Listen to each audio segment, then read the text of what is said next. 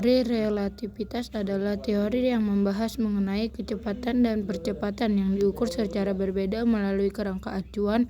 Konsep dasar dari teori relativitas disusun oleh Albert Einstein menjadi dua jenis, yaitu teori relativitas khusus dan teori relativitas umum. Teori relativitas memberikan manfaat dalam memprediksi bahwa alam semesta dimulai dengan ledakan benda padat, seperti penjelasan pada teori Big Bang, mengindikasikan bahwa alam semesta memuai dan materi menjauh satu sama lain. Prediksi ini diamini oleh Edwin Hubble melalui pengamatan nebula spiral di galaksi Bima Sakti.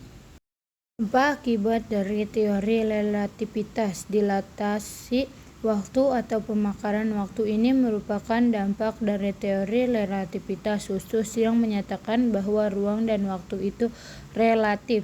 Dilatasi waktu terjadi karena adanya perbedaan gerak antara kedua pengamatan terhadap ruang dan waktu. Relativitas khusus adalah teori mengenai struktur ruang-waktu diperkenalkan oleh Einstein melalui karyanya tahun 1005 tentang elektrodinamika benda bergerak. Untuk kontribusi fisikawan lainnya, lihat sejarah relativitas khusus.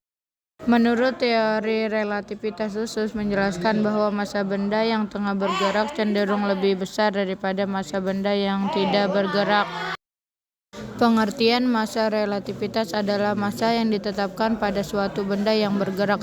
Benda yang bergerak dengan kecepatan yang kecil tidak akan mengubah massa benda, namun perubahan massa akan tampak apabila kecepatan mendekati kecepatan cahaya.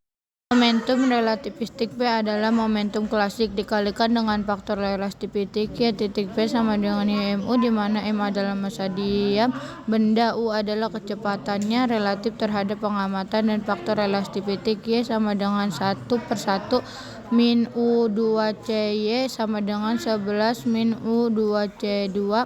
Pada kecepatan rendah, momentum relativistik setara dengan momentum klasik.